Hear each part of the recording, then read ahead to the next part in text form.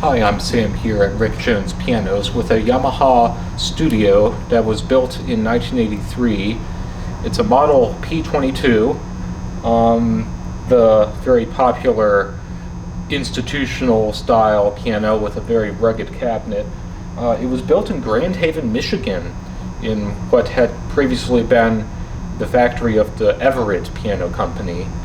And there's a story there. Everett themselves was originally founded in Boston in sometime in the 1800s, I want to say 1870s or 80s. And they became known as a manufacturer of modest, small, but good quality pianos, very solid quality pianos. Incidentally, in the early 1900s, they were merged with Cable Nelson out of Chicago, and eventually their own factory was moved to Michigan, Grand Haven, which is where this piano was made. Yamaha, in my opinion, wanted to make a piano, a small piano, or several models actually of small pianos that had their own design but had a cabinet which was more appealing to potential customers here in the US. Oftentimes American shoppers would object to the shiny finish that Yamahas made in Japan, tended to have the polished, high-gloss, ebony polyester finish.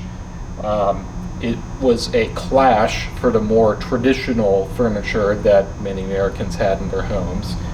And so, and also to make the pianos perhaps a little bit less expensively here in this country, they purchased the Everett Piano Company in 1973 and continued to make Everett pianos alongside their own pianos. So this is a model that had been made in Japan before in the 70s as the P2.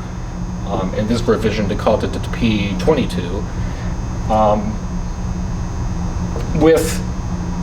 With a cabinet that was put together by American craftsmen, and it has very much the type of veneer wood grain that is more common in pianos made in this country. This is an oak finish, kind of a darker color oak. I know a lot of oak furniture is made with a very light stain, and I often meet people who prefer their pianos to have more of a darker stained wood. This is an oak that's more dark stained, definitely closer to brown than light brown.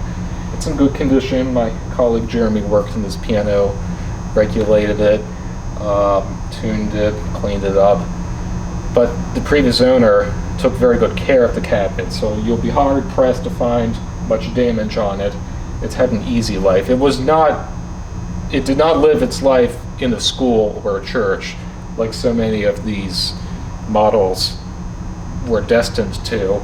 It came out of someone's home where it was played maybe somewhat, but not heavily abused, not shoved around different practice rooms or chorus rooms. So it's had a relatively easy life so far in its life, and we're confident in putting a 10-year warranty on this piano, all parts and labor, and 100% lifetime trade-up guarantee. Just please make sure you have it tuned twice a year by a professional technician, that you keep it in a moderate stable humidity. I don't think you'll feel a need to trade this piano in unless if you're a student or the parents of a student and you continue to improve after practicing for many years. You may feel the need eventually to upgrade to a larger and more capable piano, at least a full-size upright. Teachers who are really driving their students to continue to learn and practice and improve their musical skills and technical skills at the keyboard, they're going to want them eventually on at least a baby grand piano. And that is, incidentally, this is exactly the type of piano many of us piano students in the past here in the business, and teachers also when they were once students, this is exactly the type of piano they would have been practicing on in a school or in their teacher's studio when they were beginning their piano lessons. It's the entry level, in my opinion, amongst Yamaha's upright pianos. But in my opinion, Yamaha knows how to design a more entry-level piano to really have a wide musical range, dynamic range, as much capability as you would expect, and perhaps even more than you would expect out of just a studio upright. It's not a full upright, it's only about 45, 46 inches tall. It has a very deep and powerful sound that can fill a large chorus or band or practice room if you need to, if you're using this piano. If you're shopping for an institution and a school and you need a piano to accompany a larger musical ensemble, this piano will be definitely up for the task. And I like the conveniently very large music desk. Yamaha did this on purpose. It's a chunky case, not designed to be furniture style in its shape, although the veneer is more traditional.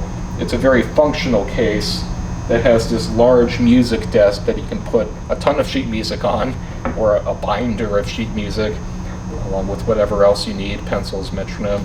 And it does have 4 double casters where the wheels on the 4 corners of the piano, where there are wheels. It's not metal casters, it's not little small brass things. They are double rubber lined wheels that will allow 2 people, not 1 person please, 2 people can safely move this piano across a practice room, between classrooms, into a hallway. It's designed to be moved for exactly that purpose. So really tough little piano. It was designed to be, still with many years left in it. And if you take good care of it, you can expect, I think, many decades out of this piano still. They're really workhorses.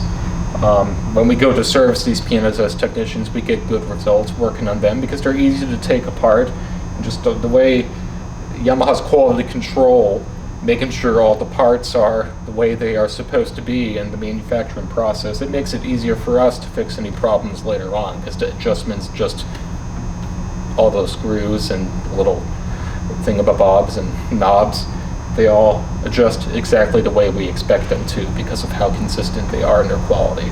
So this piano's no different. Musically, I would call this piano, I think, neutral on a scale from 1 to 10 for the tone. It has a remarkably warm sound when you play very softly, like with the left pedal, which is a soft pedal. You can really bring out a nice, beautiful, warm sound whenever the music calls for it, but then playing more loudly, the piano definitely sounds more brilliant. So it has that range, as I mentioned. That works itself out to be a 5 on a scale from 1 to 10, from mellow to bright, right in the middle. And the touch is also not too hard, but not too easy either. I think there's just an average amount of resistance in the keys, just how hard it is to press the keys. I'll also call that a 5 on a scale from 1 to 10, from light to firm.